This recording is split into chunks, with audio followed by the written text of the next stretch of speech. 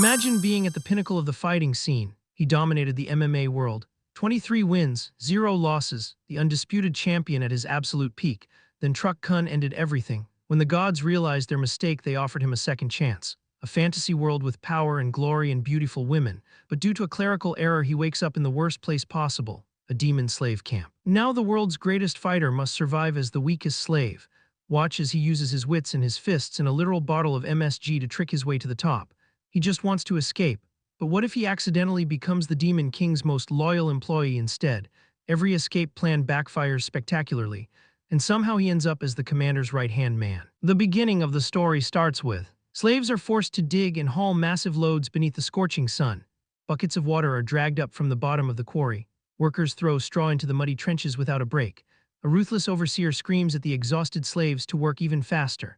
A vicious goblin rides on a broken slave before slamming a heavy log across his bleeding shoulders. The protagonist is trapped in this brutal life of endless slavery. The story then jumps back to the past, where a legendary fighter proudly holds the championship belt and trophy as the undefeated heavyweight champion of the world. A towel is thrown into the octagon, ending the fight on the spot. The announcer proudly declares his flawless record of 23 wins and 0 losses. He stands at the very top as the undisputed heavyweight champion of the biggest MMA league in the world. He wins his final title defense before retiring without ever losing. The champion then reveals that this legendary fighter is actually him. The story suddenly cuts to him standing alone on a dark road as a massive truck comes charging straight at him. The screen instantly goes black the moment the truck slams into him. He wakes up in complete disbelief after realizing he was killed in a truck accident. He screams in frustration beneath a lonely spotlight after losing everything he worked for. He died a complete virgin, single and alone. 30 minutes pass inside the bright white afterlife. He lays on the ground with a smile after realizing he never has to train again. He quietly accepts his lonely death because there is nobody left behind to mourn him. A blinding light suddenly tears across the empty sky. A hand slowly reaches out from the glowing portal. Beautiful angel with golden wings gracefully flies down and apologizes for making the SSS-class hero wait. She introduces herself as Rachel with a cheerful wink. She explains that she scouts people who have just died on Earth. Choi is completely caught off guard by what she just said. Rachel steps closer and begins explaining his situation. She gently grabs his hand before telling him he has only 2 choices. The first option is to accept death and be reborn as a lonely bachelor. Choi stares at the unbelievable offer without saying a word. He asks for some time to think because everything is happening too fast. Rachel immediately grows annoyed by his hesitation. She starts listing all the amazing rewards, including wealth, honor, and even a status window. Choi lets out a tired sigh because he just retired and has no interest in fighting again. Rachel finally loses her patience and shouts to grab his attention. She explains that the village chief will welcome him with a fresh meal the moment he arrives. She even puts on a fake mustache and uses a goblin puppet to show how easily he will breeze through simple quests. Rachel uses a puppet to show how the village chief will happily offer his beautiful daughter to the hero. Choi watches the entire performance without the slightest reaction. Rachel quickly loses her patience and switches to her backup plan. She warns him that he could end up reborn as a lonely old man or not even as a human. Choi immediately panics and grabs her leg before accepting the offer. Rachel pretends she cannot hear him, forcing Choi to shout that he wants to become the hero. Rachel smiles with satisfaction and asks if he is ready to begin. Choi hesitates, but Rachel instantly casts a spell. Choi begs for time to prepare, but Rachel completely ignores him and sends him to the other world. Rachel flies away while reporting that Hero 137,421 has successfully been transferred. Choi wakes up in a dark room after hearing someone tell him to open his eyes. He assumes it is the village chief and thinks everything is going exactly as expected. Someone suddenly kicks the protagonist.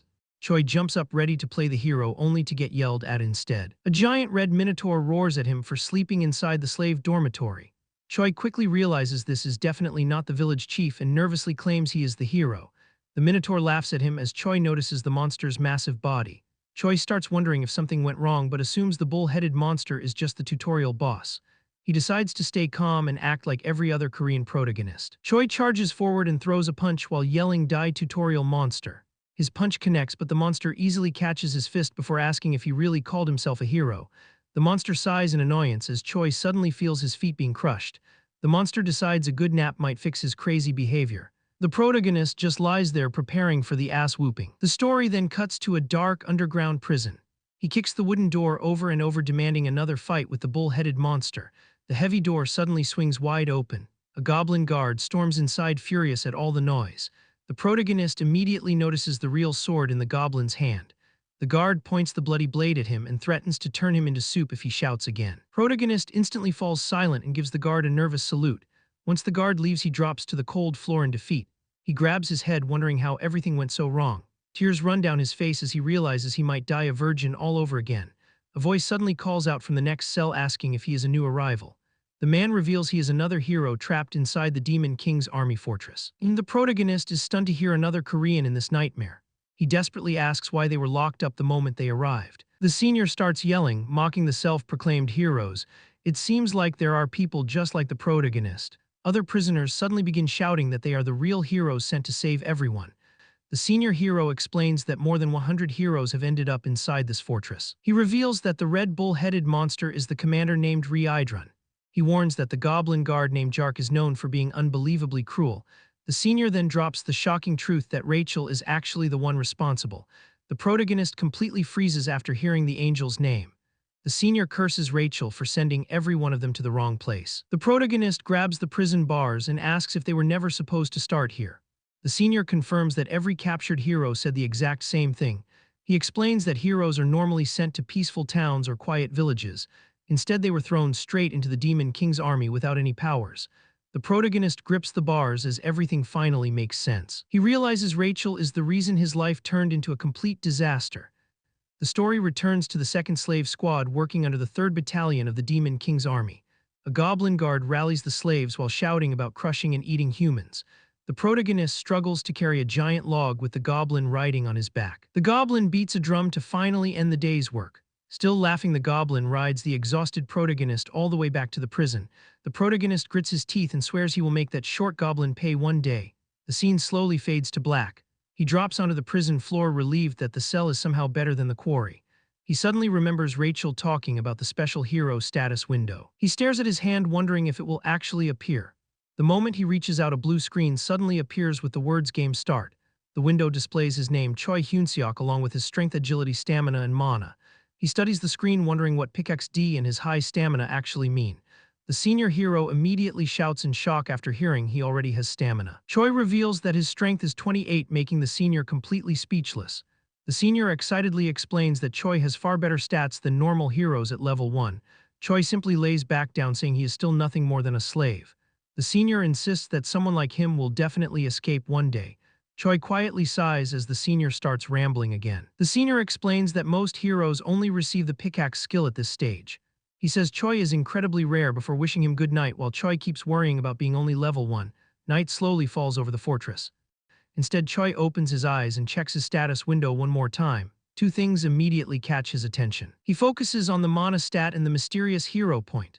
He realizes nobody else seems to know what hero points are. He remembers asking the senior about them only to get a confused answer.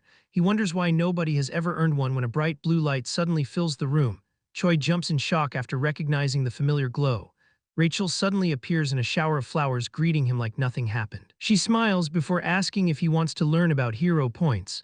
She says they are what make every hero much stronger. Pink petals swirl around her as she proudly explains everything. Without warning, the protagonist grabs the tiny fairy by the neck and cuts her off. He says he does not care about hero points because she deserves a beating first. A little while later, Rachel starts crying after spilling coffee all over the magic circles. The protagonist asks if becoming his manager is supposed to be her punishment. Rachel explains that she is now his personal fairy and she has to stay with him until he defeats the Demon King. The protagonist immediately shuts the idea down.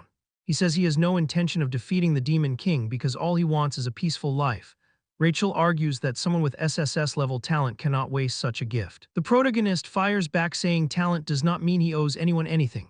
He admits he never wanted this mission in the first place. Rachel lets out a desperate scream. The protagonist says he refuses to spend another life fighting before wishing her good night. Rachel stares at him, wondering if he has always been like this. She remembers him as someone who only cared about fighting and women. A flashback brings her back, complaining about the assignment. She says staying with him until the Demon King dies is basically impossible. A divine voice suddenly announces that the decision is final. Rachel lowers her head in defeat. The rules state that a personal fairy must stay with their hero through every success and failure. The voice orders Rachel to head straight for the demon fortress where the protagonist is waiting. Rachel cries out in disbelief. The voice warns her not to come back until the mission is complete. Rachel screams as she is instantly teleported away. A blinding light completely swallows her. Rachel asks if a personal fairy really has to obey every order from her hero. Protagonist tells her to start helping with his escape plan.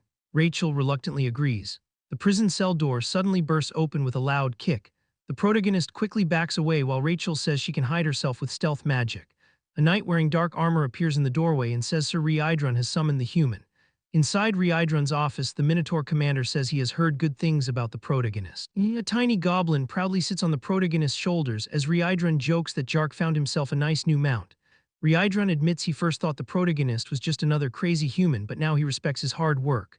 Reincarnated suddenly offers the protagonist the position of head slave. Rachel is horrified that a hero is being offered a job by the Demon King's army. The commander explains that the slaves have been working far too slowly lately. Rachel desperately begs the protagonist to turn the offer down. The protagonist suddenly calls for everyone's attention.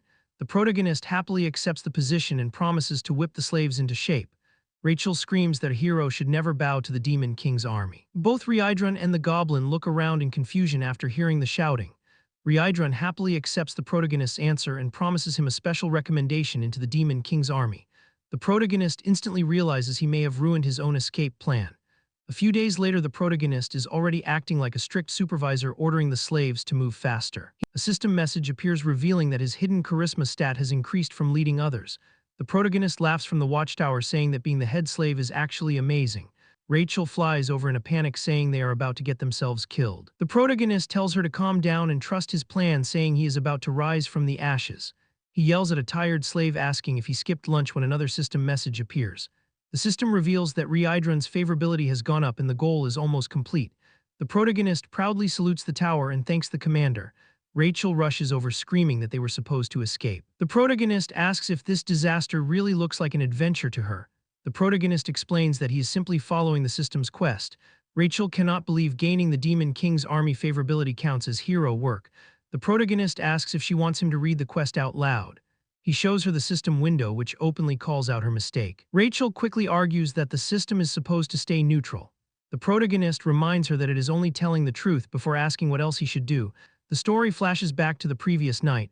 Rachel asked why he accepted the offer so easily. The protagonist grabs Rachel and insists that he is not the crazy one. A system notification suddenly appears with a brand new hero quest. The quest tells him to earn Reincarnated's favor in exchange for 100 hero points. The protagonist stares at the quest, trying to understand what is going on. The story returns to the present. The protagonist orders the slaves to sing the Demon King's army anthem. Rachel watches in horror after realizing this was actually his quest. She suddenly understands that only the highest authorities can change hero quests and wonders who changed this one. Jark calls for the protagonist and tells him the commander wants to see him. The protagonist follows the goblin back to Reincarnated's office. Reincarnated happily says the slaves have become much more productive. The protagonist humbly thanks the commander and gives him all the credit. Rachel covers her face, convinced that such obvious flattery will never work. Reincarnated clasps his hands together when another system message appears. The system announces that the favorability goal has been completed. Reincarnated blushes as the protagonist receives 100 hero points and unlocks the beginner store. Him and Rachel is completely shocked about the commander falling for such simple flattery. He smiles to himself, knowing the first step is finally complete. The protagonist then asks Reincarnated if he can start training the slaves. Reincarnated questions why the slaves would ever need training. The protagonist paints a picture of perfectly trained workers finishing the fortress in just 1 week. Reincarnated points out that humans are too weak to train and work at the same time. The protagonist tells him to imagine taking all the credit and earning praise from his superiors. The commander immediately agrees, no hesitation. Rachel sits in the corner, convinced her hero has completely joined the Demon King's army. The protagonist tells her to relax before revealing his real plan. He wants to start a full-scale slave rebellion. He points out that 3,000 human slaves easily outnumber the 500 demon soldiers. He also reveals that a nearby human base can rush in once the rebellion begins. Rachel is left speechless after realizing the protagonist has been planning everything from the start. He ignores the praise and focuses on collecting his quest reward.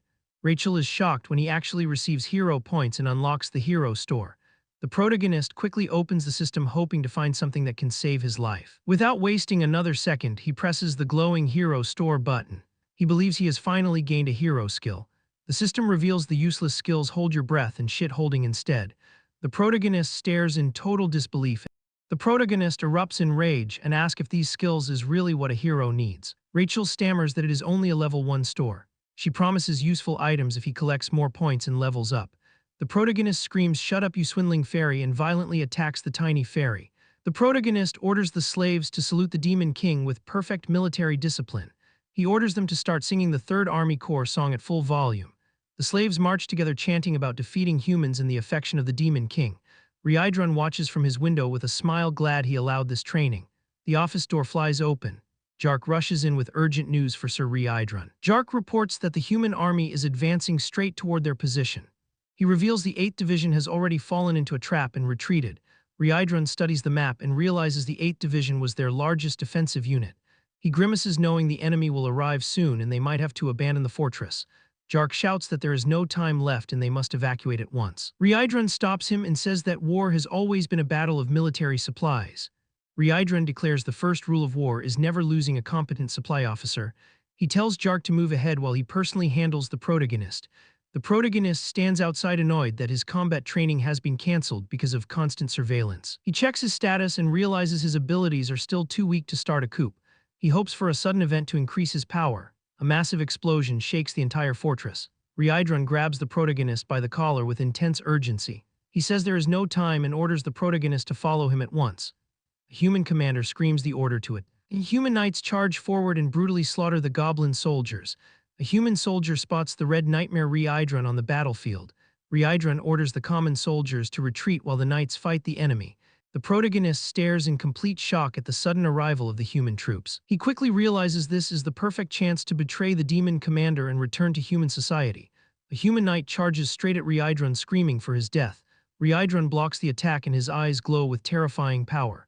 He activates his 7th combat art movement. The ground shatters beneath his feet. A devastating blood-side destruction wave erupts and wipes out the entire enemy front line. Reincarnated stands in the smoke and asks if the protagonist is all right. The protagonist eagerly salutes and declares he is leaving right now. The fortress lies in ruins after the devastating battle. Human commanders gather the rescued citizens from the Marriott Kingdom and Drasen Empire.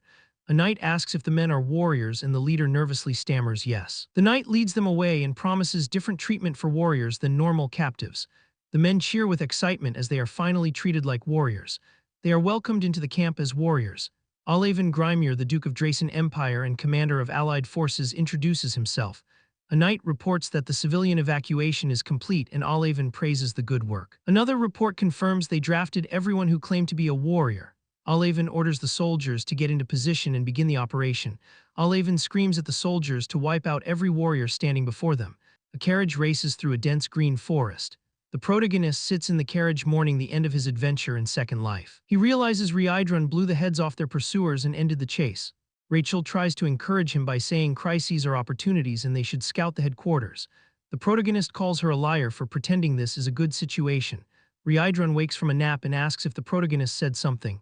The protagonist shouts that he was only mumbling about what an honor it is to travel with him. Reincarnated blushes with happiness at the compliment. He announces they are almost at the 3rd Corps headquarters and says he is looking forward to it. Reincarnated promises to officially enlist the protagonist in the Demon King army when they arrive. The protagonist forces a smile and agrees it is an absolute honor while Rachel falls into despair. A guard announces the return of Sir Reincarnated at a massive fortress gate. Reincarnated leads the protagonist through the stone corridors toward the commander. The protagonist nervously says it is an honor to meet the commander so soon. Reincarnated warns him to be extremely careful with his conduct. The Minotaur commander darkens his expression and threatens him with death if he fails.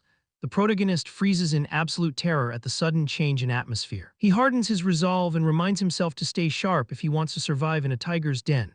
He silently vows that he will never give up on surviving. Reincarnated knocks on a massive ornate golden door and announces his arrival to Commander Hemis. A mysterious voice invites them inside. The protagonist is completely shocked to discover the commander is a woman. A high heel clicks across the floor as the commander steps into view. A breathtakingly beautiful demon woman sits on a throne surrounded by red roses. She greets Reincarnated with a seductive smile despite wearing a blindfold. The title card reveals her identity as Hemis, the commander of the 3rd Corps. Protagonist is completely shocked that someone so beautiful is a commander. The protagonist wonders if he should also praise her beauty to stay safe. Reincarnated lowers his head, ashamed that he could not protect the fortress. Hemis laughs it off and says it is the fault of the 8th Division commander. Her expression turns cold as she says she should have already made a bag from his skin. The protagonist struggles to breathe under her terrifying pressure. She calls the other commander a loser for making it back alive. The protagonist realizes her power is on a completely different level. She casually asks who the human Reincarnated brought with him is. Reincarnated introduces the protagonist and says he brought him to enlist in the official Demon King army. Hermes calls the protagonist cute and asks if she should expect great things from him. The protagonist nervously shouts that he will do his best. She points out that with his current body he will not survive long in the Demon King army. Reincarnated agrees and says the others will devour him. The protagonist is shocked by how blunt they are. That's why the bag of muscles asks the commander to train him. Hermes immediately said no. She says he cannot waste his time on a human. Hermes suddenly erupts and starts to transform, pulling something out her plant monstrous face.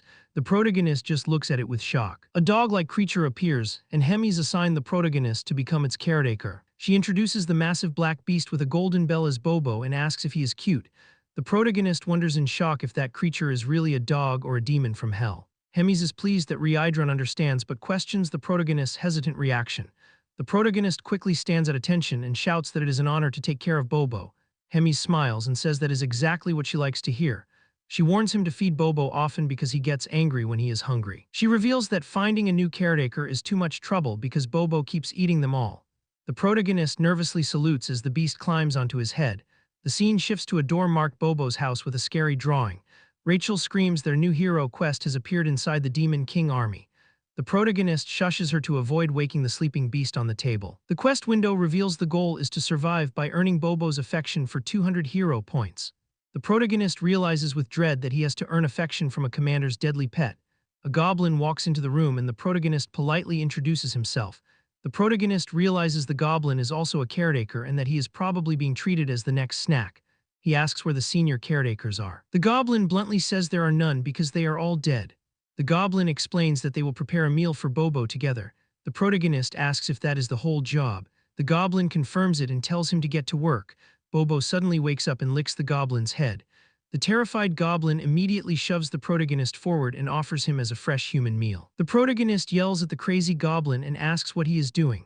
The goblin screams that one of them will die anyway, so it might as well be the protagonist. The protagonist grabs the traitorous goblin and throws him straight into the beast's jaws as a fresh snack. Bobo's eyes shine with pure joy as he devours the screaming goblin in a single bite. Later on, Rachel screams in terror and runs from the starving beast.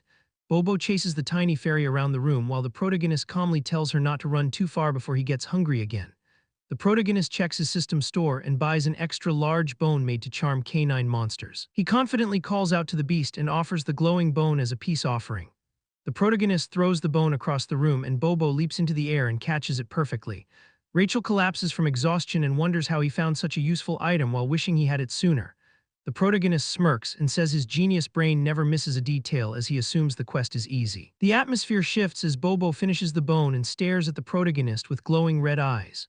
The protagonist realizes the bone was not enough to satisfy the monster's hunger. The protagonist breaks into a nervous sweat as the beast growls for more food.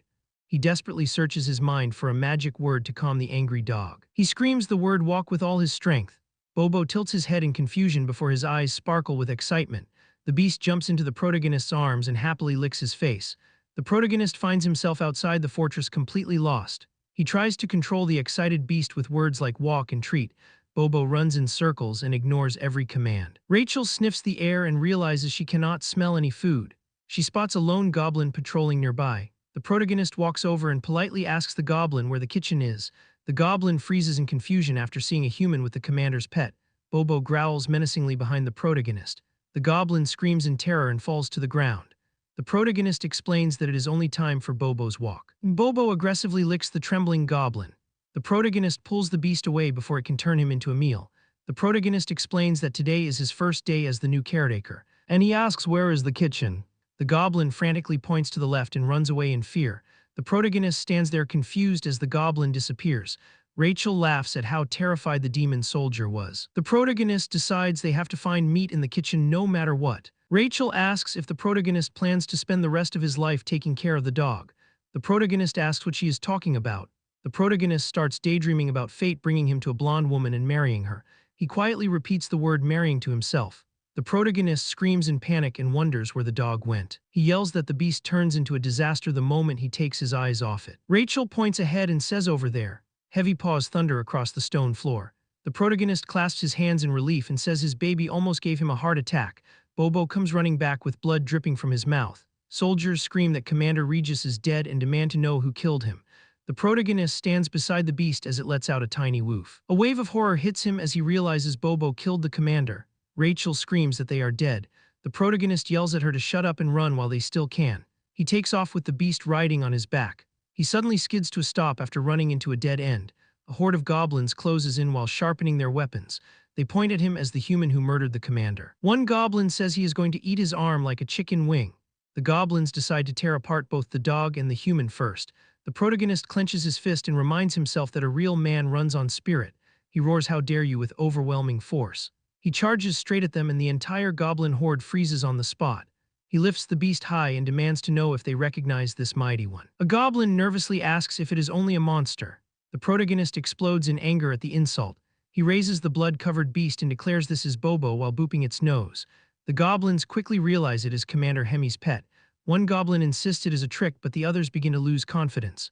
The protagonist scolds the doubter for failing to recognize Bobo and calls it disgraceful. He activates beast mode and orders Bobo to bite. Bobo explodes forward with a terrifying roar and crushes the goblin's face in its jaws. Blood sprays everywhere as the beast tears its victim apart. He stands over the skeleton and asks if anyone still doubts Bobo. The remaining goblins instantly bow and beg for forgiveness. A system notification announces that his charisma attribute has increased for subduing the demons. The protagonist smiles as he realizes he gets all the credit for the beast's actions. Commander Hemi suddenly appears behind him and asks what all the noise is about. She smiles as she watches the cute newcomer doing something interesting. The scene shifts to her office. Hemi laughs and asks if he survived by using her name and Bobo. The protagonist bows deeply and says he committed a terrible sin. Hemi says it was actually a compliment. The protagonist stares in confusion after hearing the praise. She lifts his chin and calls him clever, unlike the rest of the fools. Hemi praises his courage and the protagonist awkwardly thanks her. She explains that the Demon King army values strength above everything and that causes endless problems. The protagonist asks what kind of problems and she says he will learn soon enough. She suddenly asks if he has ever thought about becoming an executive. The protagonist freezes in shock and asks if she really means someone with his current skill. Hemi says it would be difficult for now because he keeps borrowing her name. She explains the decisive battle system where defeating someone lets you take their rank. She offers to protect him for 1 month if he defeats the opponent she chooses. Every victory earns him another month of her protection. She tells him to climb all the way to battalion commander and become useful. The protagonist nervously asks what happens if he loses. Hemi warns him not to expect a peaceful death. She says he will beg for the chance to die on the battlefield instead. The protagonist walks away defeated, knowing his only choices were to accept or die. He realizes she picked his opponent on the spot and he could be dead within 1 month. The protagonist complains to Rachel about his triple S potential talent. Rachel explains that potential only means possibility and not guaranteed strength. The protagonist complains that she cannot even cheer him on as his personal fairy. He arrives at a blood-stained door and asks if this is the kitchen. He peeks inside and asks if there is a large demon says he must be the human the commander mentioned. A massive red demon introduces himself as Chef Culkin, and the protagonist nervously asks for fresh meat for Bobo, only to get rejected on the spot. Culkin folds his arms and says his only order was not to harm the protagonist, before casually splitting a goblin in half to show exactly where the meat comes from. Goblins immediately fight over the freshly chopped corpse while arguing about the texture as the protagonist watches in horror. Culkin towers over the bloody feast and orders the protagonist to hunt his own meat, leaving the hero drenched in cold sweat. Later on, a massive boar charges in with terrifying speed. The beast crashes through the goblin ranks and sends bodies flying everywhere. The protagonist cannot even tell who is supposed to end up as dinner. Rachel asks if they should run, but the protagonist knows there is nowhere to escape. He realizes his life is on the line and he has to act. The protagonist suddenly steps forward and volunteers to go next. The massive chef stops him and says there is no need. The hunt ends as the giant boar drops dead on the ground. The protagonist stares in disbelief, wondering how they killed it so fast. A goblin reports 12 dead and many more injured after the brutal fight. The chef pays no attention to the losses and cheers for the next hunt. The protagonist walks through the battlefield knowing escape is no longer possible. Rachel stares at him in shock and asks if he really plans to hunt monsters with stats that low. He figures out that all he needs is experience points to become stronger. Rachel asks where he could possibly get experience in a place like this. The protagonist asks if he still earns experience by landing only the final hit. Rachel is speechless at the shameless plan but admits it will work. The protagonist thanks her and immediately puts the plan into motion. He knows he has only 1 month to become strong enough to survive. The protagonist realizes the commander was never bluffing about the threat. He calls out to the massive chef walking ahead. The chef turns around and says he thought the human had already run away. The protagonist laughs nervously and says he would never do that. Deep down he wonders if the chef somehow knew he was thinking about escaping. He says he wants to join the next hunt as part of the army. The chef locks eyes with him in silence. The protagonist starts worrying that he pushed things too far. The chef suddenly bursts into loud laughter and declares that he likes the human. The protagonist laughs nervously and gives all the credit to the amazing chef. The chef immediately announces that the protagonist will lead the next hunt. The protagonist freezes in disbelief after hearing those words. He explains that a newcomer would never earn that spot, but the protagonist is different. The protagonist tries to refuse and asks how he could stand ahead of such noble demons. He worries the other cooks will complain if he takes the lead. A goblin suddenly comes sprinting toward them, screaming that monsters are invading.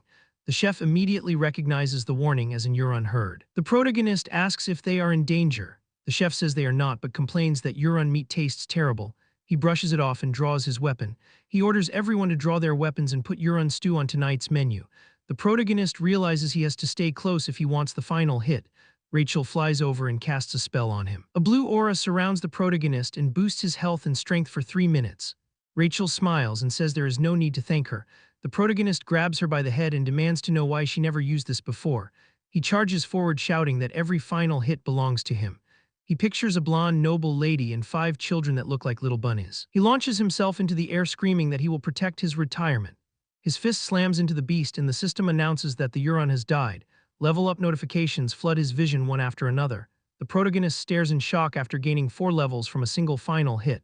A huge grin spreads across his face as he realizes he can reach level 20 today. He screams that he can finally become stronger. He accidentally elbows a goblin and casually calls it an oopsie daisy.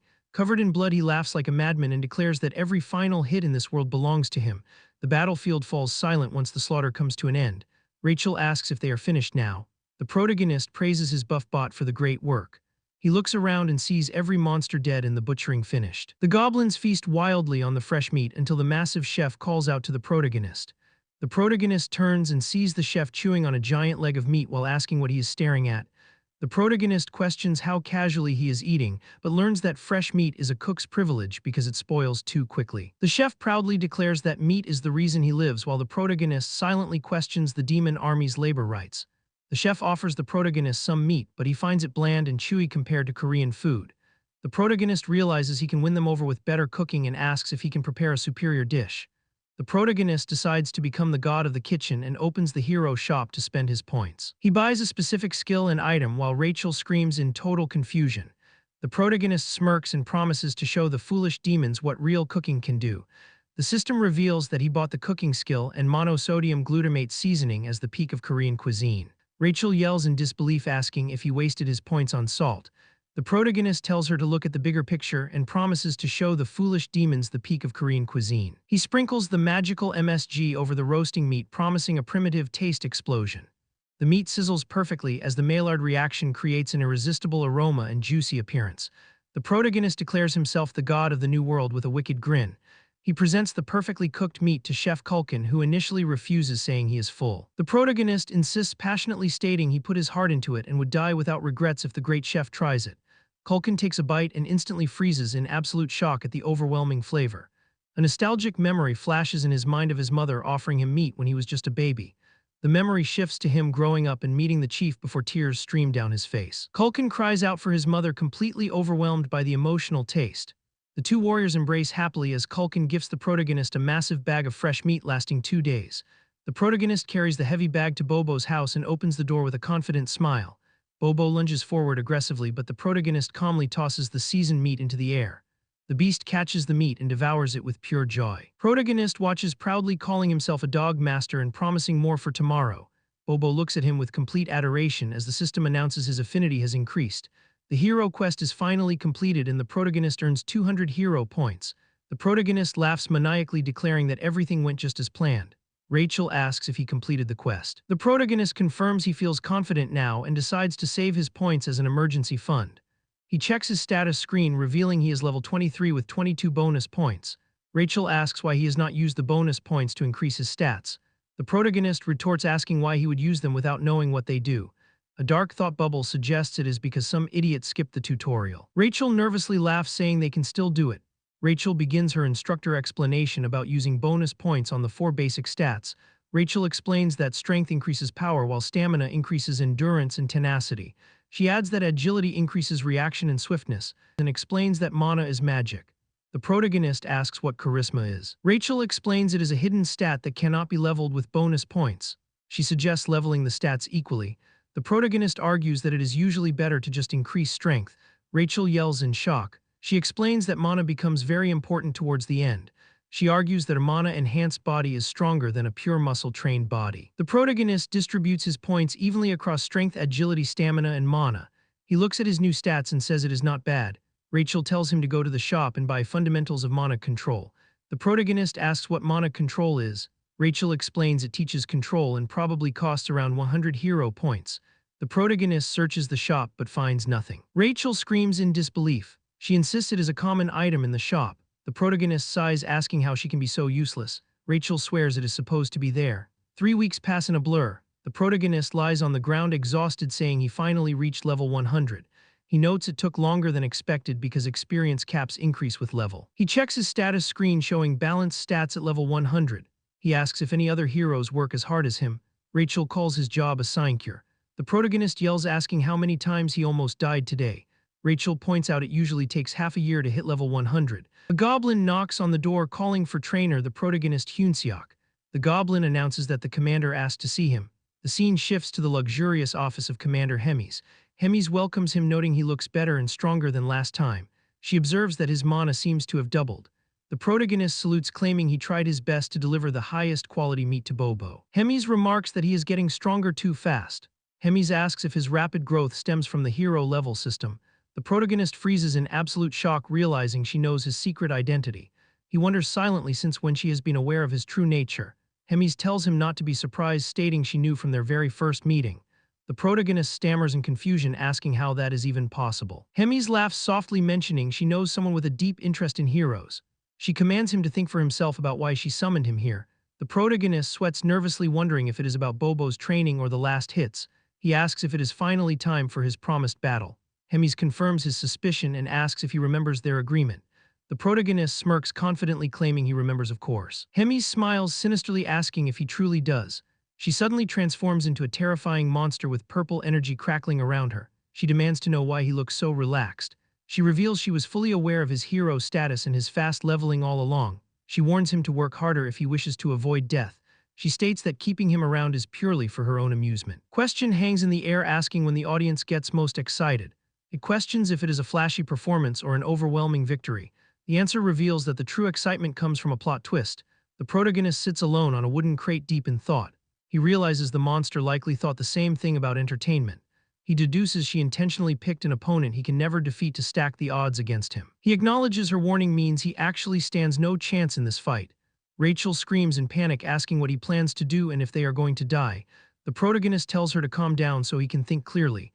The protagonist decides it is better to learn about the opponent before the day of battle. He states he has to study how strong the opponent is. Rachel points out they only know the name and asks how he will recognize the face. The protagonist reveals there is an item he wanted to buy in the hero shop. He calls it the combat power meter. The system displays the lame combat power meter, which measures strength, stamina, agility, and mana for 50 hero points.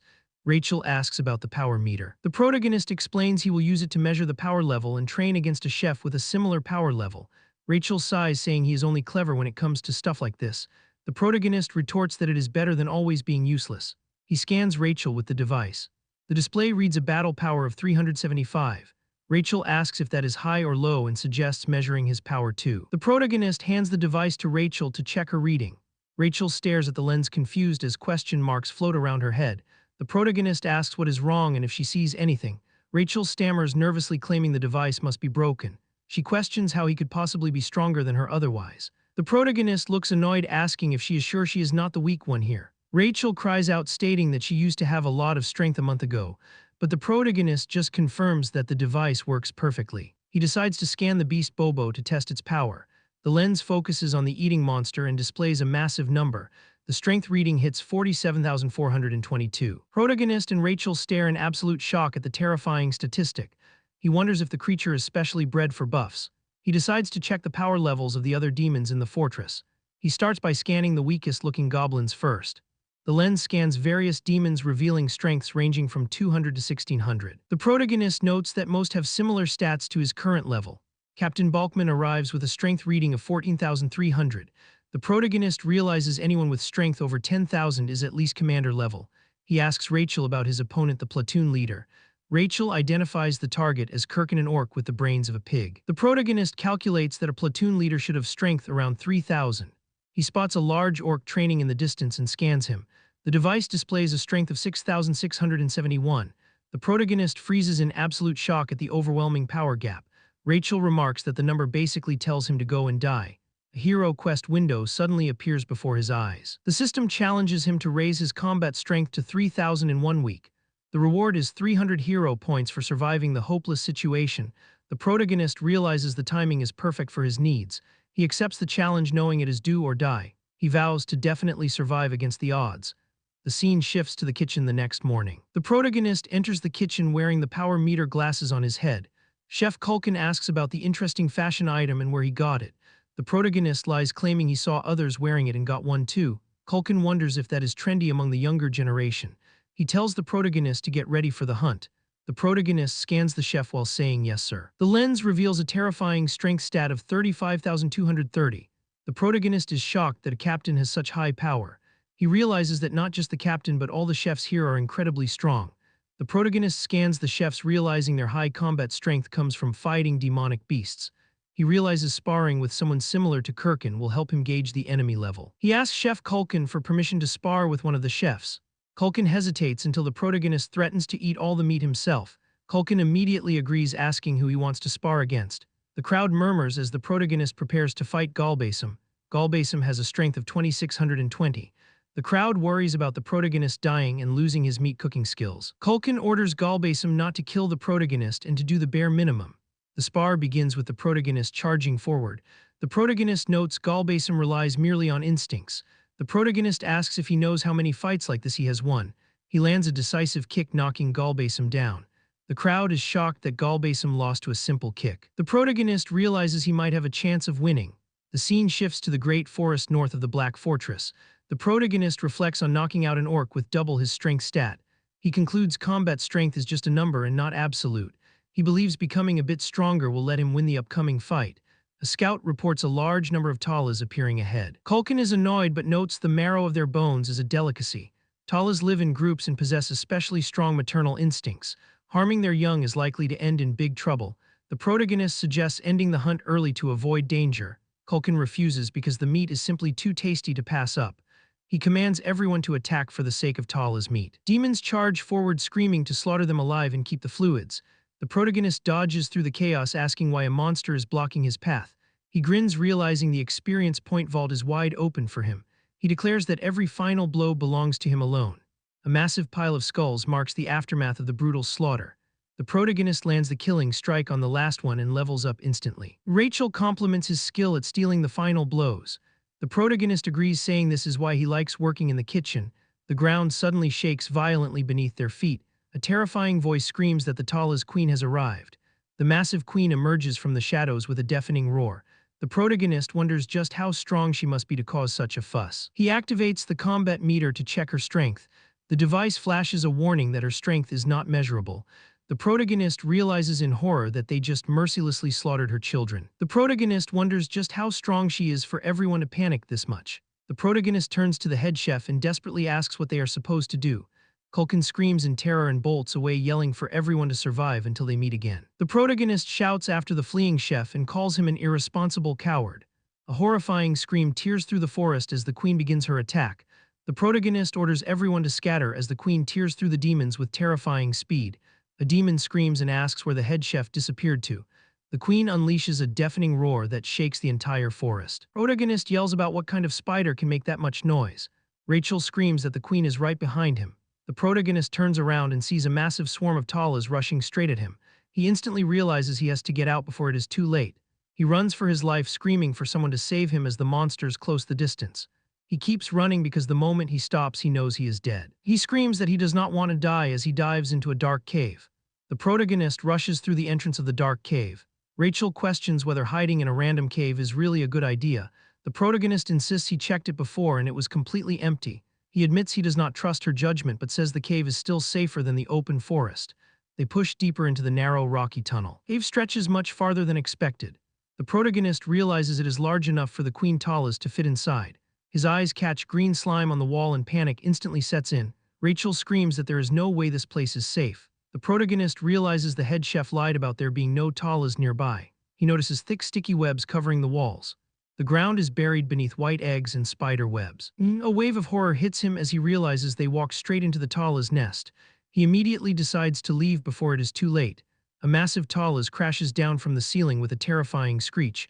The protagonist yells that they have to get out right now. A fully grown Talas blocks the only exit. Rachel asks if that is even the way out. The protagonist screams that this is his first time here and he has no idea.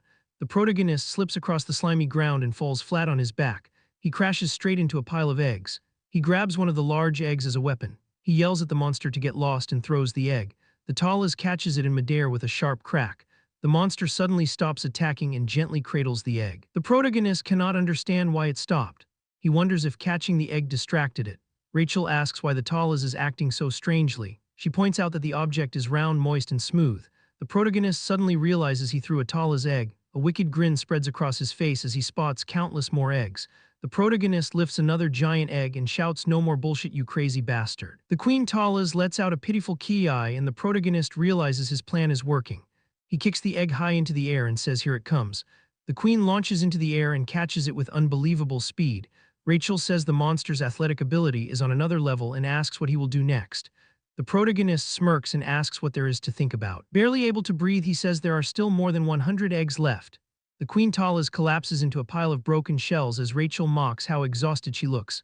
The protagonist tells Rachel to become the next egg, but she reminds him that was the last one. The protagonist freezes as the Queen Talas lets out a furious scream and charges straight at him. Rachel screams that it is coming and the protagonist yells for a buff. Purple energy explodes around the queen as she rushes in to kill them. The protagonist realizes she burned through all her energy catching the eggs. He tells himself to stay focused because this is his chance to win. He unleashes his ultimate move, the Paradise Reincarnation Shot. His fist slams straight into the exhausted queen. Level up notifications flood his vision as the Queen Talas falls. Protagonist gasps for breath and asks if he really won. Rachel asks if he is alright, but the protagonist says he feels like he is about to die from exhaustion. He says they need to leave this place immediately. The protagonist realizes he can use healing magic now and feels every mana point was worth investing. Rachel warns him that the spell is not that powerful and mostly just stops bleeding, so he still has to be careful. The protagonist decides to spend his stat points before heading back. His level has now reached 108 with balanced stats. He smiles because all of his stats, including mana, are finally balanced. He sees it as an investment for the future even if he still cannot use it properly. A mysterious voice suddenly calls his name from the darkness. The protagonist wonders who it could be. Chef Culkin laughs and says he never expected the protagonist to make it out alive. The protagonist asks how he ended up there. Culkin explains that he spotted the cave while running and hid inside. He says they were incredibly lucky. Culkin suddenly realizes they are standing inside the Tala's nest. The protagonist looks down and realizes everything on the ground is eggs. He tells Culkin they have to run. Culkin picks up an egg and realizes it is a rare delicacy served only to high-ranking officials. The protagonist yells at him to come to his senses and leave. Culkin says the pursuers are probably already inside and that it takes someone at the division commander level to catch the queen. He decides this will be his last meal and eats the egg. Someone discovers a room and wonders if they escaped. A goblin finds the head chef and says they are lucky to taste something like this. The protagonist wonders if this is really going to be his last meal. He refuses to accept it because he still has not eaten the 5-side dish meal made by his future wife. He declares that he will not die here and that he will survive this time too. The scene shifts to Hemi's luxurious office where Reincarnated gives his report. Hemis teases him for being so formal and asks about the mission. Reincarnated reports that he captured the Saintess exactly as ordered. Hemis praises how effortlessly he broke through the cult and completed the mission. Reincarnated blushes after hearing the compliment. A knock suddenly interrupts them. A goblin rushes in and reports an incident during the ingredient gathering mission. Hemis brushes it off as another ordinary day. The goblin insists this disaster is on a completely different scale. He reveals that the Queen Talas appeared and that most of the cooks, including Culkin, are dead or missing. Hemis reacts with slight surprise. She immediately asks about the protagonist. The goblin confirms that the protagonist is also missing. Reincarnated is left speechless by the report. Back inside the cave, Culkin raises a toast to their coming deaths. The protagonist smacks him out of his despair and refuses to let him give up. The protagonist pulls out a book he bought from the hero shop to change Culkin's mind. It is the Beast Encyclopedia, which cost 50 hero points. The book reveals detailed information about the Talas. It says their weak points are the torso and head. More importantly, it reveals that both their body fluids and eggs are highly flammable.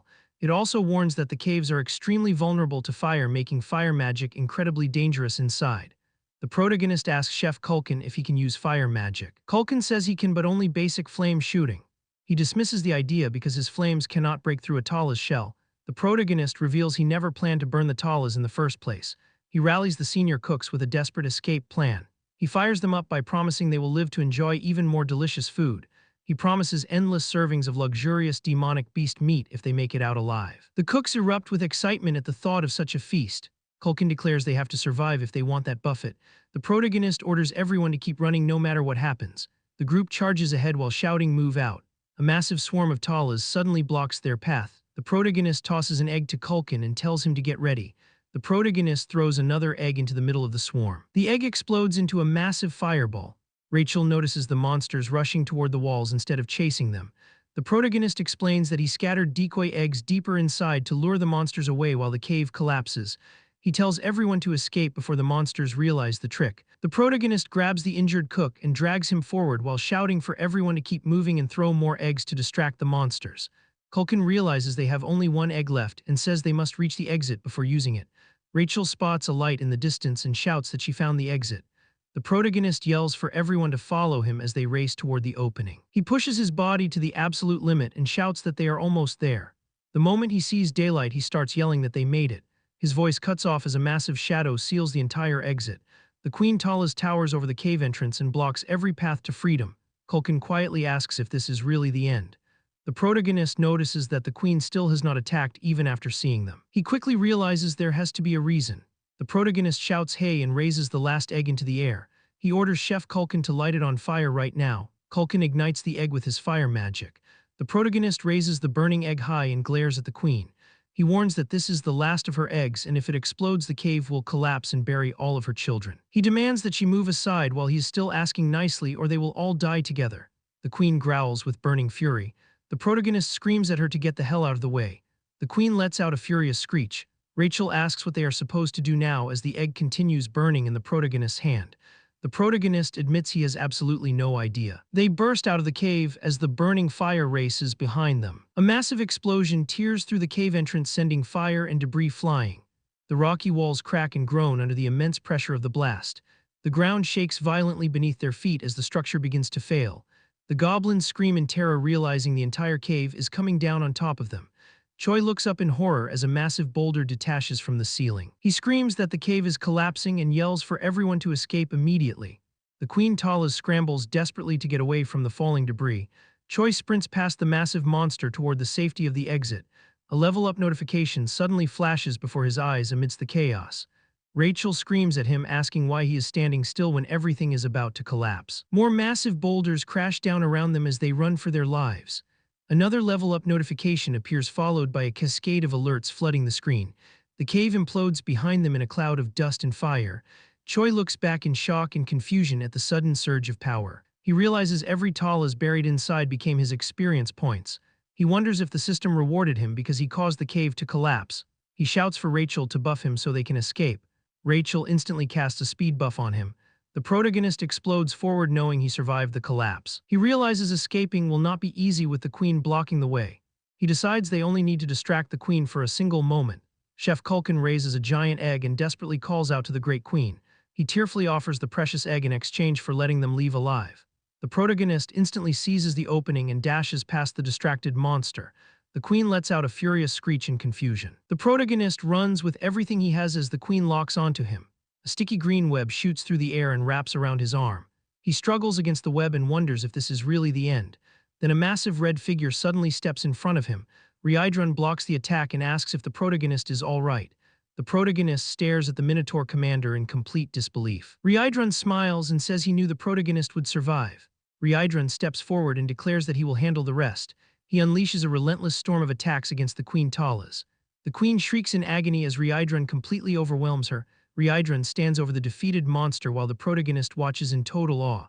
The protagonist quietly mutters that was fucking awesome. A report reveals that only 6 out of 105 chefs survived the disaster.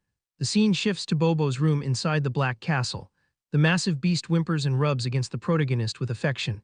The protagonist greets his big baby boy and says he came back from the dead just to see him. Rachel says they only survived because of the Minotaur commander. The protagonist says they should enjoy the time they have left because they could die soon. Rachel asks why he thinks that. The protagonist smiles and says the finals are getting close. Rachel points out that the protagonist has become much stronger too. The protagonist explains that the collapsing cave gave him 75 levels all at once. His status window reveals he has reached level 200. Rachel says he still seems a little too weak compared to his opponent. She points out that the opponent has over 6,000 battle power while the protagonist only has around 3,500. Rachel asks if reaching 6,000 battle power would give him strength like an orc. The protagonist realizes battle power alone is not everything.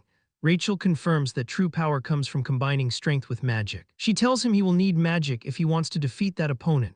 The protagonist complains that learning magic is easier said than done. Rachel asks if he has ever used magic before. The protagonist remembers the Tala's hatchery but says it was far too pathetic to count as real magic. He wonders if the strange burst of power he felt back then was actually magic. The door suddenly swings open and Reincarnated calls out for Hyunseok. The protagonist is shocked that the Minotaur commander came all the way to a place like this. Reincarnated tells him to come because the commander wants to see him. The scene shifts to Hemi's office.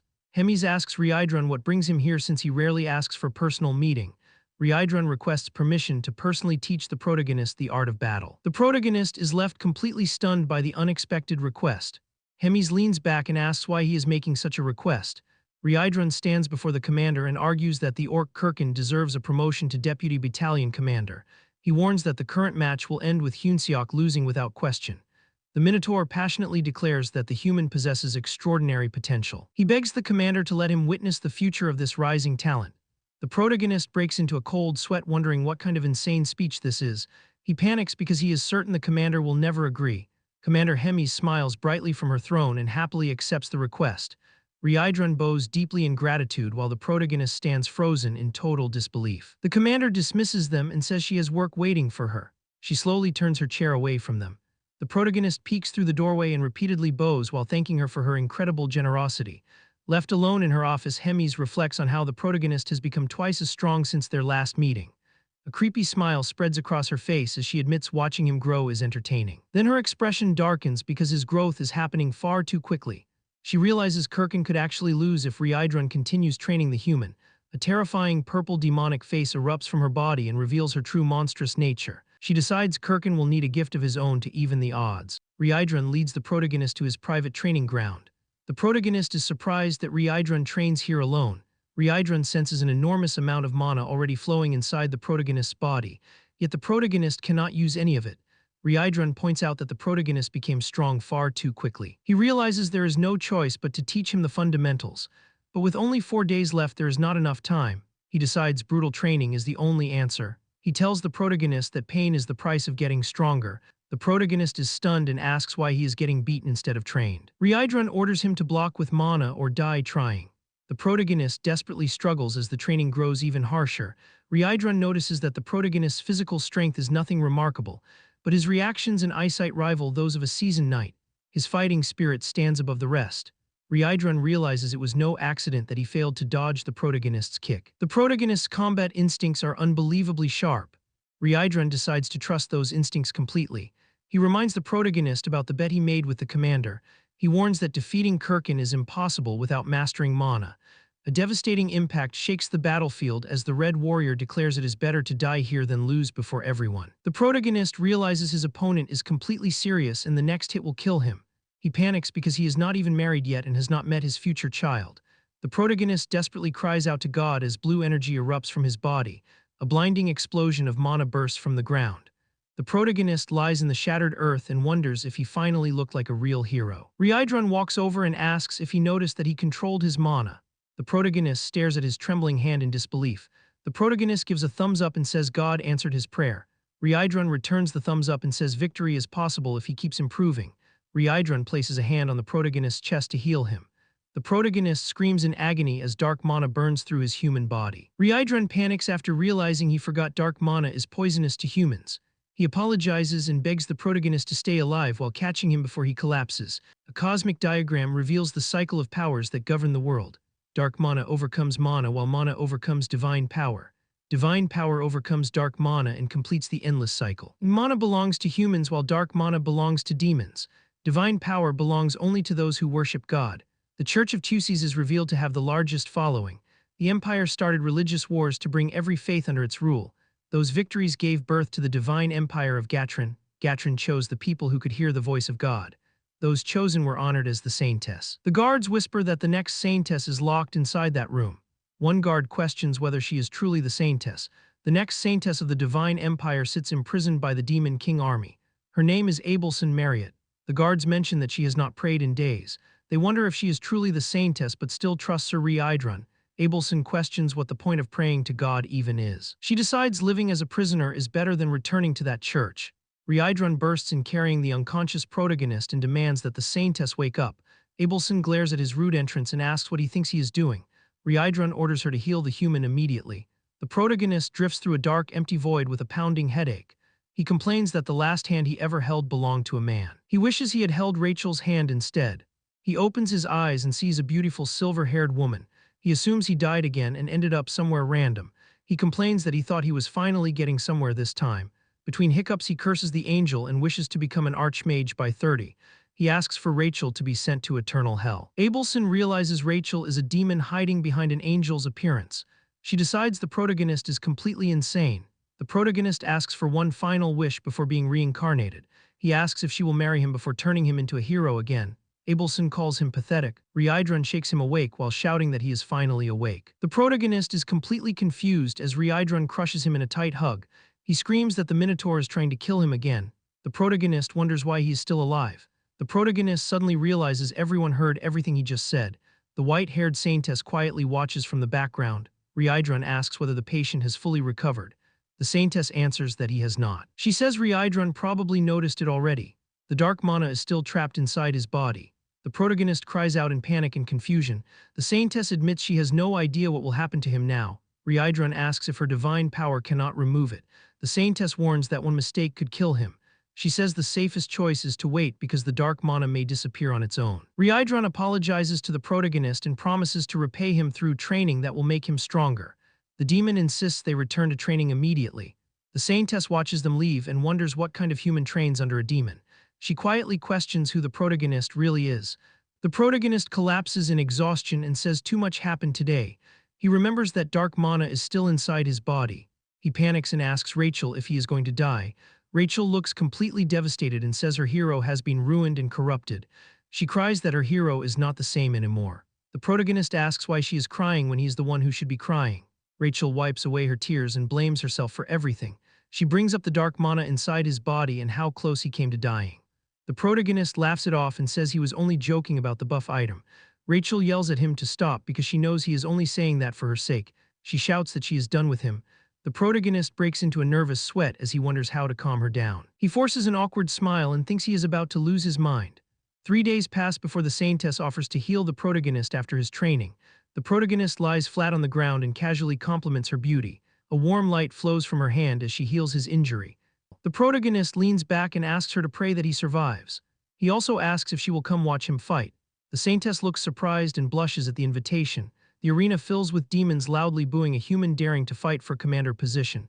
The host Zack announces the start of the commander selection match. Hermes and Reincarnated watch everything from the stand. Reincarnated says the protagonist has done everything he could and his talent is extraordinary. Hermes asks Reincarnated who he believes will win. Hermes proposes a wager that Reincarnated may continue training the protagonist if he wins. Reincarnated asks what happens if he loses. Hermes smirks and reminds him that he was the one who claimed the protagonist would win. She declares that if the protagonist loses, Reincarnated must kill him with his own hands. She says that is the responsibility behind his words. Reincarnated tightens his fist and accepts the wager. Hermes laughs and says she has not been this excited in a long time. The announcer introduces both contenders to the roaring arena. The demons erupt into boos again as a human steps forward to challenge for commander. Protagonist stands firm knowing he is in peak condition. The announcer shouts the name Hyunseok. A status window reveals his level 200 stats and his new skill. The protagonist realizes he has become far stronger than before. The system reveals the new Reincarnated style combat skill. The martial art contains 10 unique forms and his mastery sits at only 8%. The protagonist hopes that will be enough. He glances toward the Saintess and steels himself to win. He briefly imagines going on a date with the silver-haired Saintess. Rachel snaps at him and demands to know what he is thinking about. The announcer introduces the opponent who will crush the protagonist's arrogance. A towering muscular orc with glowing red eyes steps into the arena. The crowd erupts as Kirkin enters the battlefield. A combat power reading flashes across the arena showing 10,573. Everyone stares in complete disbelief at the number. His combat power shot past 10,000 in only a few days. Someone realizes that monster must have interfered. He tells himself nothing will come easy. The battle has already begun and there is no turning back. He charges forward and shouts for the fight to begin. He faces the towering orc gripping a massive spiked club. He knows a single hit from that weapon will kill him, but he notices every swing is wide and easy to read. He only needs to stay calm and avoid it. He waits patiently for the perfect opening. His fist lands cleanly on the target. He believes even Kirkin must have felt that one. He instantly follows with another blow. The enemy only lets out a growl. He does not even stagger. The protagonist quickly tries to create distance. A crushing counterattack slams into him. His left arm shatters from a single strike. Kirkin barely looks affected. His attacks remain large and predictable. The protagonist refuses to give in. He has survived far worse than this. He tells himself not to fear and to remember everything he learned. Combat arts combine mana with martial arts. That is how someone can shatter the earth or smash stone with one punch. But combat art is about more than raw power. Its true purpose is to kill the enemy. Kirkin tells him he does not know where the protagonist learned his martial arts, but those techniques will never defeat him. He says the protagonist lacks the will to kill. Without true killing intent, every attack is worthless. The protagonist remembers the most important lesson of combat. He pours every ounce of killing intent into his fist. He roars as he unleashes a devastating punch driven by the will to kill. The Reincarnated-style combat first form instant obliteration explodes with blinding blue light. The entire arena disappears beneath clouds of dust and shattered stone. The Saintess coughs through the smoke and wonders who is still alive. A blood-covered fist slowly rises from the wreckage. The entire crowd falls silent as the weak human stands victorious. The protagonist collapses in exhaustion after realizing the technique almost killed him too. Rachel cheers that he punched straight through Kirkin's heart. The protagonist lies in the ruins wondering if the battle is really over. Then the fallen orc's body suddenly twitches. The crowd erupts in disbelief as Kirkin rises back to his feet. The protagonist slowly turns around and freezes in absolute shock. A woman with purple lips speaks about sharing dark mana with Kirkin and placing a curse of undying on him. Kirkin wonders what she is thinking. The woman notes that the protagonist mastered combat arts in a short time and his talent is incredible, but she hesitates. A shadowy figure says she expected as much. The protagonist asks if Kirkin is alive. The Saintess explains that he is moving because of the curse and it won't last much longer. Kirkin screams and attacks violently. The protagonist dodges and calls it the same attack again. He thinks it is too easy. Suddenly he gets hit hard and coughs blood. The protagonist attacks and yells for Kirkin to die. He sees a red glow in a wound. He realizes something and shouts, "That is it." Red energy flares up. The protagonist looks shocked as a massive impact hits him. The protagonist flies back screaming. He feels like his bones are crushed. It feels like the time he almost died. A voice tells him to stand up. The Saintess watches him. She smiles and says he can. The protagonist asks if he can win. The protagonist clenches his fist and says the fight is not over. He stands up and refuses to embarrass himself in front of the girl he asked out. He decides to cover his broken bones with mana-like armor. Blue energy surrounds him. His mana control increases from F to E. The system notification flashes showing mana control increased from E to D. The protagonist Hyunseok screams with all his might asking the Saintess to go out with him. Blue lightning crackles around his body as he channels overwhelming power. He shouts die as he unleashes his attack with devastating force. The defeated opponent collapses with a weak sound. The enemy groans in shock and disbelief. The protagonist explains that instant obliteration can shake the ground with its pressure. He reveals he focused all that pressure directly on the enemy's head. His fist glows with brilliant blue energy. He realizes his technique is working perfectly. He kept pummeling that head till it turned into ashes. Various monsters watch the battle in stunned silence. Someone asks if they taught him that technique too. The response confirms they have never seen anything like it. The protagonist daydreams about a date with 1 night and 2 days dinner and hotel included. An observer declares that he is a monster. Someone notes a hero in the demon army is a strange sight. The voice says the protagonist reminds them of a face they hate. The scene shifts to the protagonist waking up screaming in his bed. He looks around confused asking where he is. Small creature tells him this is his cabin. The protagonist frantically asks about the fight and his experience points. He is told that he won the battle. The Saintess healed him and then left. The protagonist immediately demands to see his stats. The status screen shows his name as the protagonist Hyunseok. His class is Hero Candidate at level 212. His strength is 80 and agility is 77. His stamina is 82 and mana is 81. His charisma is 30. His traits include Mining C Leadership E Cooking F and Mana Control D. His skill is Re-Idrun Style Combat. He has 12 bonus points and 200 hero points. Someone mentions they could have healed him too. The protagonist celebrates leveling up so much. His level increased by 12 and his other stats increased as well. The status window flashes showing Mana Control increased by 2. Rachel screams in shock, stating she has never seen that happen before. The protagonist dismisses her reaction as overreacting. Rachel gets angry, yelling that Mana Control does not improve easily like other skills. The protagonist finds a folded paper crane on the table and wonders what it is. The scene shifts to a beautiful starry night sky. The location is revealed as Abelson Prison. The Saintess stands silently by the window gazing at the stars. Abelson stands behind bars, stating that his action was unnecessary. She thinks to herself that he is so strange. She recalls him discovering mana in just 3 days. She remembers him learning combat art in such a short time. She notes that a normal knight would take at least a month to achieve all that. She realizes a normal human cannot do that and he has unknown potential. She admits his personality is a little weird, maybe a lot. She wonders if a god answered her prayer or if it was purely his talent. She decides it does not matter anymore because he changed his fate by winning that battle. She whispers that maybe he is the hope she has been searching for. Abelson walks with determination, ready to take action. She knocks on a heavy wooden door. A demon guard asks what she needs. She states she has a favor to ask. She requests to go on a walk. The protagonist reads a note asking him to meet in the courtyard after sunset. He holds the paper surrounded by blooming pink roses, completely blushing. He realizes this is a rank SSS ask-out letter. The chapter ends with the protagonist wondering if the genre of this world has suddenly changed.